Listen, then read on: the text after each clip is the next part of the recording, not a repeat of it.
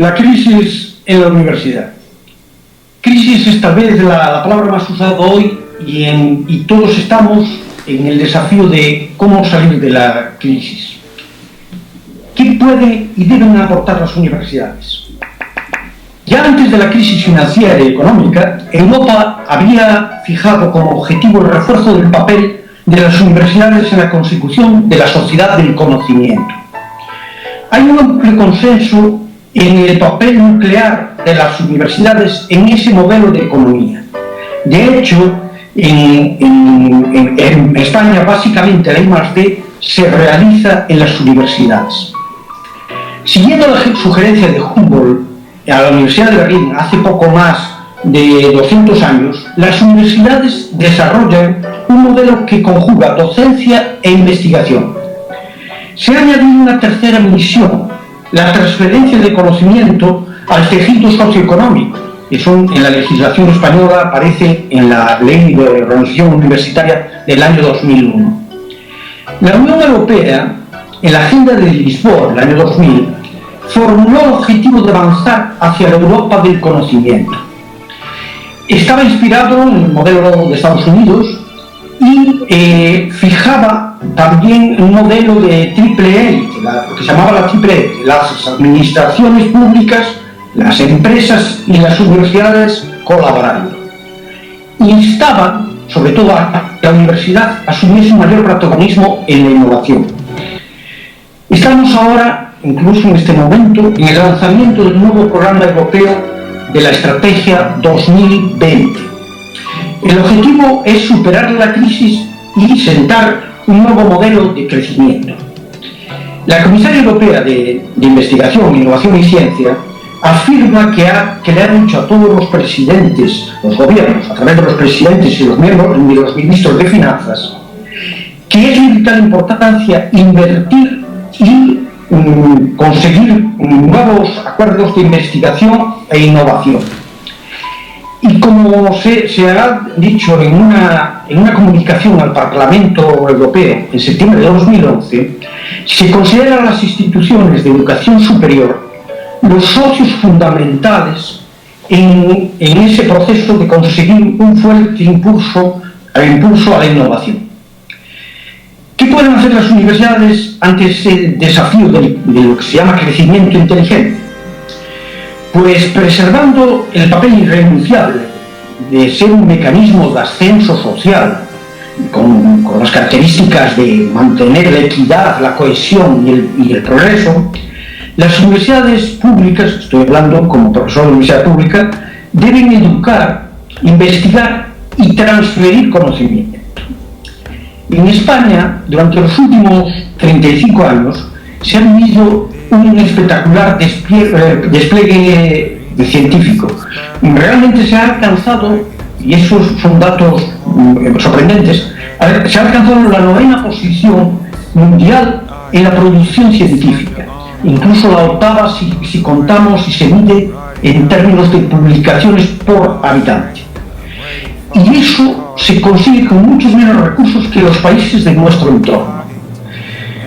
Hay que decir que nunca hemos superado el 1,33% del PIB en gasto de I+D, en parte porque es un punto menos que la media de la OCDE y muy lejos del 2,03% de media de la Europa de los 15.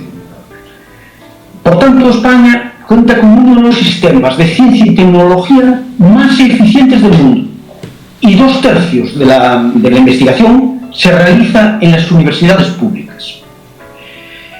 Pero España precisa un mayor esfuerzo de inversión en I+D para alcanzar la media de los países desarrollados.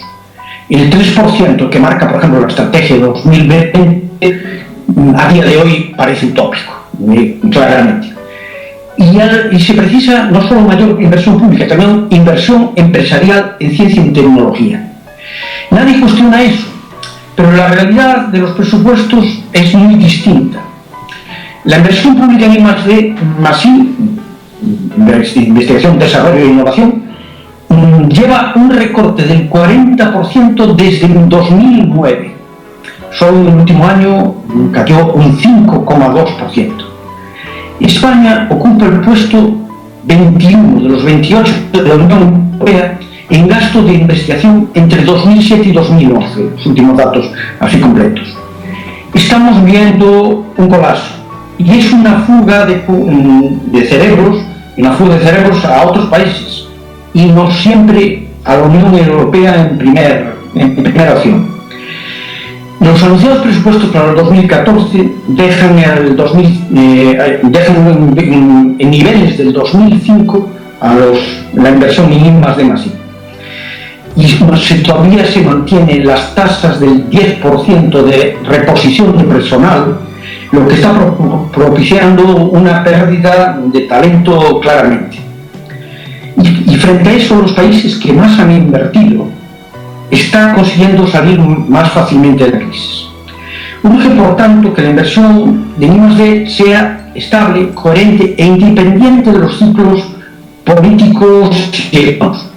En los últimos 10-15 años se ha hecho un gran esfuerzo por parte de las universidades, en concreto de la nuestra, de la mía, de la Universidad de Coruña, para potenciar la transferencia de conocimiento.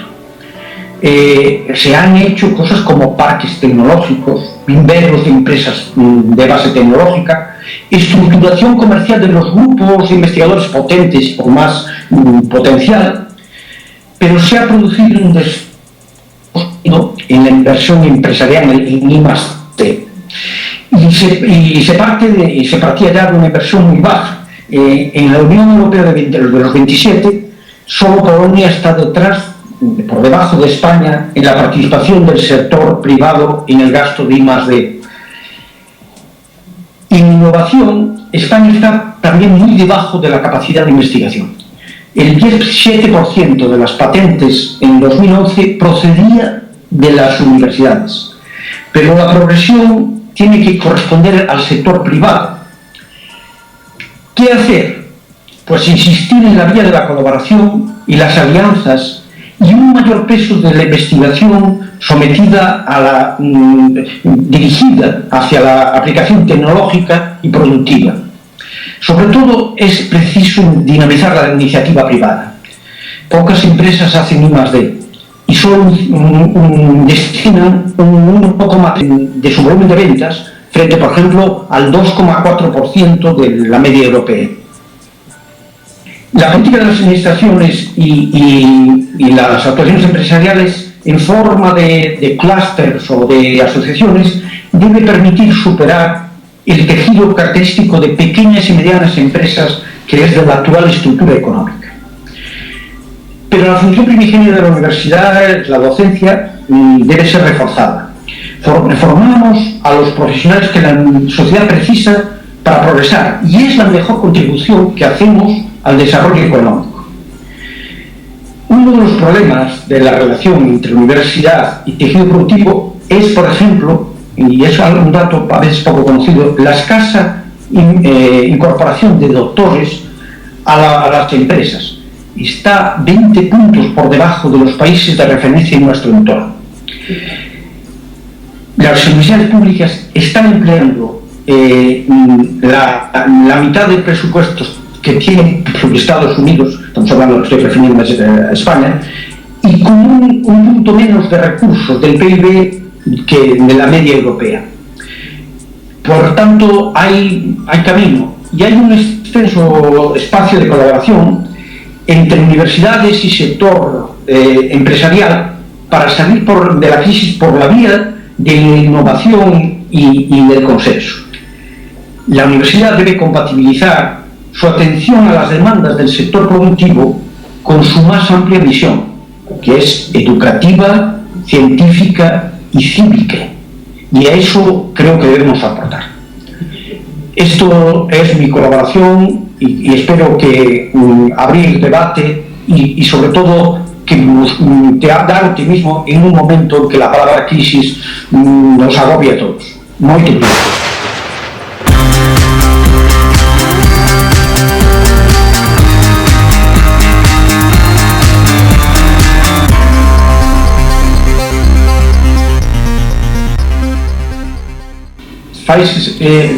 Muy fuertemente.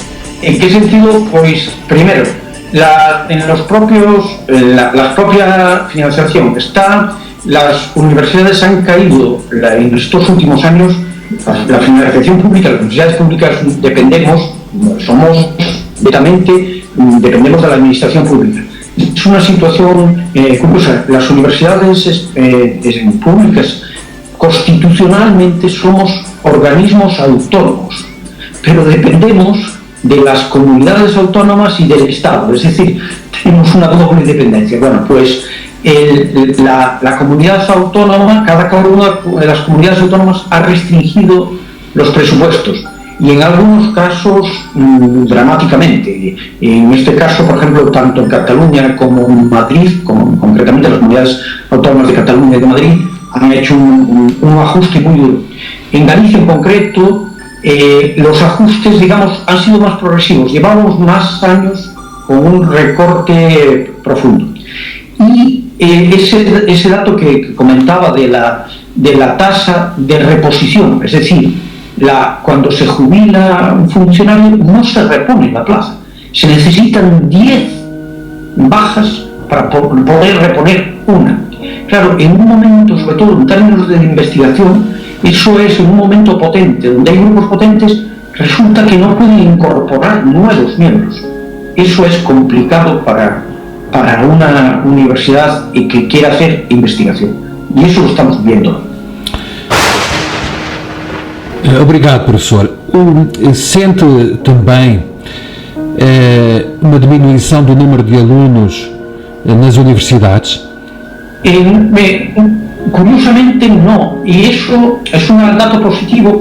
Hay una doble situación. Por una parte, claro, la crisis ha provocado que muchas personas que han resultado paradas por el proceso de la extinción de esas burbujas inmobiliarias y de otro tipo, pues requieren más formación. Hay muchas personas que tenían una formación relativamente básica y que ahora deben mejorar. Y tanto en la formación secundaria como en la universitaria hay una incorporación. Es decir, no hemos notado un bajón. Hay un bajón ligero, pero no es un bajón claro. Sí que hay por ejemplo, algunos hechos que está pasando en estos momentos, por ejemplo, de algunas titulaciones, y que parece lógica, que relacionados con la construcción, que tienen una disminución. Pero, por ejemplo, yo soy profesor en la Facultad de Informática, y en la Facultad de Informática de La Coruña, en este momento, en este año, hemos tenido más alumnos que el año pasado. También, claro, es un sector muy específico, muy del TIC, de las tecnologías de información y comunicación.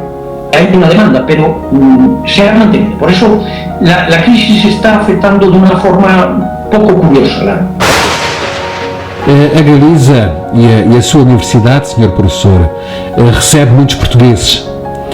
São muitos os portugueses que fazem a opção de escolher a sua universidade e, por vezes, até em detrimento das universidades portuguesas. Qual é o curso que é mais procurado nas vossas universidades? Bueno, La Coruña tenemos alguna parte, tenemos menos, digamos, demanda en La Coruña estamos un poco más lejos que las otras dos universidades. Nosotros estamos ya en el Finisterre, pero sí que hay cada vez más colaboración, y es una cosa que es importante, y me enorgullezco de haber participado en ese desarrollo de acercamiento de las universidades, sobre todo del norte de Portugal y las gallegas. De hecho, en este momento hay un organismo que une a las universidades del norte de Portugal y de Galicia, e incluso ampliado a las de Castilla y León. Se llama CRUSOE. CRUSOE podría ser leído en portugués. CRUSOE es Conferencia de Rectores de las Universidades del Sudoeste de Europa, que es esa amplia región que corresponde al norte de Portugal, Galicia y Castilla y León, incluso Asturias en algún momento. Bueno, la idea básica es que colaboremos las universidades y colaboremos, por ejemplo, en máster, que es tal vez una de las cosas más fáciles, y también en intercambio de profesores y de ideas y de investigación. Y hay algunos resultados interesantes. Y creo que eso es un buen camino, tanto para Galicia como para Portugal y en concreto también en Castilla y León, que en Castilla y León comparte con nosotros un problema de población en el sentido de una población muy dispersa y con un envejecimiento poblacional. Tenemos datos como, y hay universidades importantes. Entre ese grupo está la Universidad de Salamanca, la de Valladolid, es decir, tenemos, aparte de las gallegas y las del norte de Portugal, pues tenemos también esa colaboración. Creo que es un buen camino para aportar soluções. Sr. Professor, nós vamos ter aqui conosco também, no dia onde vamos ter a intervenção, alunos ligados ao ensino secundário, alunos numa fase final do ensino secundário e que vão fazer a sua caminhada pela via universitária. Conhecendo os alunos do ensino secundário espanhol, o que é que um aluno português que necessidades e características é que ele deve ter para poder fazer, por exemplo, um caminho que lhe permita não só retirar o seu curso, como simultaneamente conseguir vencer neste mercado laboral completo e global estrangeiro? Yo siempre animo a los estudiantes, tienen que tener claro lo que quieren hacer, quieren qué carrera, no apuntarse, que eso era un fenómeno que estaba pasando. A veces alguien se apuntaba a la carrera de moda. En una época la carrera de moda era economía y de repente la economía pasó a ser un tema que era poco interesante. Y ahora, en una época, también nosotros vivimos en informática, era el despegue, y ahora de repente también vuelve a estar interesante. Bueno, uno tiene que hacer informática si le gusta, si le interesa, no porque vaya a haber un sector productivo que va a demandar eso. Eso es lo básico. Pero también tanto el sistema educativo de secundaria, tanto en España como en Portugal, hasta donde yo conozco, sobre todo el español, tiene también a veces sus carencias y sus fallos que los alumnos los descubren cuando llegan a la universidad. Por ejemplo, en este momento se está debatiendo en España, está todavía en el Parlamento, una ley, la modificación de una ley que sobre todo afecta a la enseñanza secundaria, y hay un defecto, por ejemplo, que los que van a cursar estudios sociales que comprende económicas, resulta que no cursan matemáticas, digamos con una cierta fuerza. Claro, es difícil hacer economía si no se maneja algo de matemáticas. Eso es una carencia que va a haber que remediar en secundaria. Las universidades hacemos eso, incluso ideas de como cursos cero, cursos de apoyo, pero es importante modificar. Pero de todas maneras, cada vez percibimos que, bueno, con ganas, con entusiasmo, los estudiantes están funcionando y están sabiendo relativamente bien. El modelo que se ha dado llamar de Bolonia refuerza, por ejemplo, la enseñanza en grupos pequeños, la tutorización directa. Eso es una cosa que realmente, por ejemplo, en facultades de Derecho, que tradicionalmente tenían un modelo de exposición magna, teórica, descubren de repente que el profesor me habla, el profesor me pregunta directamente cosas que yo no sé y que debo aprender. Eso se está mejorando y eso es una parte buena. Claro, la crítica dice, oye, pero tenemos que trabajar mucho más, porque tenemos que atender a más grupos pequeños. Claro. Sí, es un lado. Y claro, el problema es que además hay recortes incluidos de sueldo, pues eso tiene algunas connotaciones. Se estivesse perante dois alunos do secundário, um espanhol e um português, numa perspectiva de não reconhecer qual é a identidade dele, mas reconhecer apenas a sua capacidade intelectual e de trabalho e de progressão relativamente ao futuro, o que é que acha que era importante? O que é que lhe parece mais relevante que um jovem do ensino secundário deva conquistar para, de facto, triunfar no ensino universitário com o mérito que lhe é pedido e que lhe é dado em troca e, simultaneamente, triunfar no mercado de trabalho?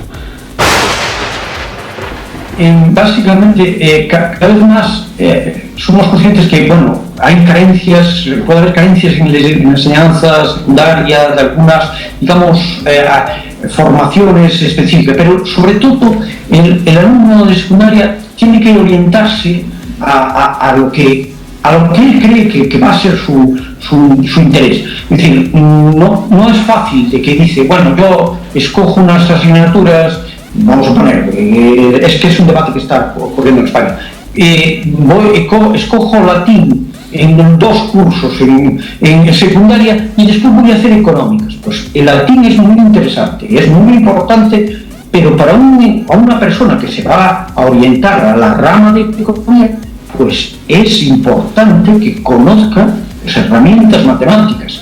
Y por ejemplo, estamos ahora hay una cosa que se va a instaurar el 1 de febrero del 2014. Todas las transacciones financieras hay que hacerlas con el IBAN, con un código de cuentas bancarias. Pues resulta que estamos planteando una situación donde ¿y cómo se calcula eso del IBAN? Bueno, pues eso debería haber sido una competencia adquirida en secundaria. ¿Se ha logrado? Pues a veces uno tiene dudas si se ha logrado.